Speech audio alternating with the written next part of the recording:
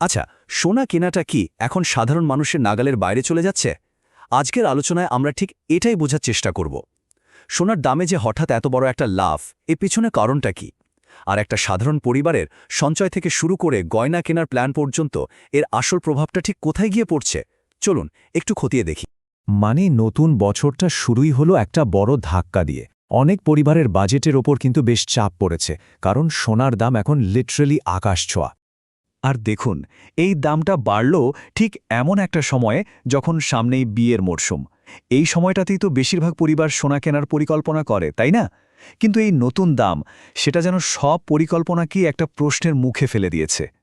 ব্যাপারটা কিন্তু শুধু গয়নাতেই আটকে নেই, এটা অনেক পরিবারের লং টার্ম সেভিংস আর ফাইন্যান্সিয়াল প্ল্যানিংয়ের ওপরও সরাসরি একটা প্রভাব ফেলছে। তো আসল প্রশ্ন হল, দামটা ঠিক কতটা বেড়েছে? চলুন এবার সরাসরি সেই সংখ্যাগুলোই দেখে নিই, যেগুলোর জন্যই এত চিন্তা। প্রথমেই আসি ২২ ক্যারেট সোনার কথায়, মানে যেটা দিয়ে মূলত গয়না তৈরি হয়।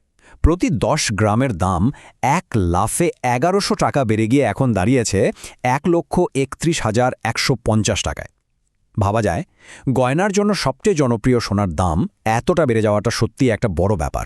আর শুধু ২২ ক্যারেট না, ২৪ ক্যারেট খাঁটি সোনার দামও কিন্তু একই হারে বেড়েছে। মানে যেটা ইনভেস্টমেন্টের জন্য কেনা হয়, সেটার দামও প্রতি ১০ গ্রামে ১,১০০ টাকা বেড়ে এখন ১,৩৭,৯৫০ টাকা। যখনই বাজারে একটু অনিশ্চয়তা দেখা দেয়, মানুষ কিন্তু এই খাঁটি সোনাকেই সবচেয়ে নিরাপদ বিনিয়োগ বলে মনে করে। তাই এই দাম বাড়াটা বেশ সিগনিফিক্যান্ট।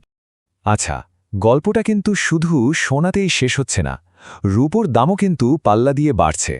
একবার ভাবুন তো, ১ কিলোগ্রাম রূপোর দাম এক ধাক্কায় ৭,৩৫০ টাকা বেড়ে গেছে। এখন নতুন দাম হয়েছে ২,৪৫,৯০০ টাকা। রূপো তো একটা খুব গুরুত্বপূর্ণ বিনিয়োগের মাধ্যম, তাই এই মূল্যবৃদ্ধির প্রভাবটাও কিন্তু কম নয়। এই টেবিলটা দেখলে পুরো ব্যাপারটা এক নজরে পরিষ্কার হয়ে যায়। দেখুন, ২২ ক্যারেট, ২৪ ক্যারেট সোনা, সোনার বার থেকে শুরু করে রূপো, প্রত্যেকটা দামই কিন্তু বেশ খানিকটা বেড়েছে।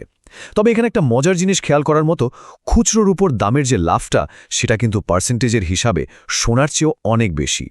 আচ্ছা, এই যে আমরা ২২ ক্যারেট আর ২৪ ক্যারেট সোনার আলাদা আলাদা দাম দেখছি, এটা দেখে একটা প্রশ্ন তো মনে আসতেই পারে, তাই না? প্রশ্নটা হলো, সোনার দাম কেন আলাদা হয়? এর উত্তরটা খুব সহজ। সবটা নির্ভর করে সোনার পিউরিটি বা বিশুদ্ধতার ওপর। আর এই বিশুদ্ধতা মাপা হয় ক্যারেট দিয়ে। মানে ক্যারেট আসলে আমাদের এটাই বলে দেয় যে একটা গয়না বা সোনায় ঠিক কতটা খাঁটি সোনা আছে আর তার সাথে অন্য কি ধাতু মেশানো আছে। এই চার্টটা দেখলে ব্যাপারটা আরও জলের মতো পরিষ্কার হয়ে যাবে। যেমন ধরুন ১৮ ক্যারেট সোনা, তার মানে হলো ওটাতে ৭৫% খাঁটি সোনা আছে আর বাকি ২৫% অন্য কোনো ধাতু। এই যে অন্য ধাতু মেশানো হয়, এটাই কিন্তু গয়নাটাকে শক্ত আর টেকসই করে তোলে।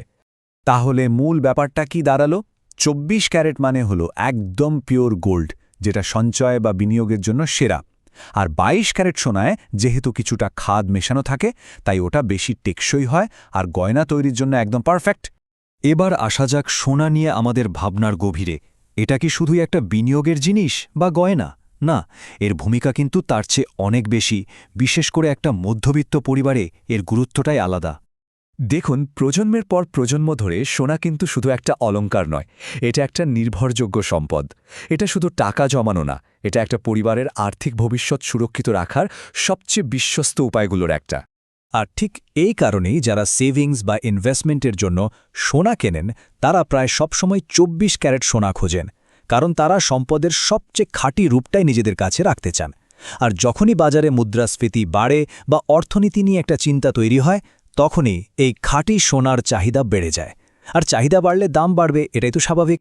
কিন্তু এখন প্রশ্নটা হলো, এই দাম বাড়ার ফলে সোনা কেনাটা যদি সাধারণ মানুষের জন্য আরও কঠিন হয়ে যায়, তাহলে কি হবে? যে সম্পদটাকে এতদিন ধরে আর্থিক সুরক্ষার একটা মূল ভিত্তি বলে মনে করা হতো, সেটাই যদি আস্তে আস্তে নাগালের বাইরে চলে যায়, তাহলে মানুষ ভরসাটা রাখবে কিসের ওপর? এটা কিন্তু ভাবার মতো একটা প্রশ্ন।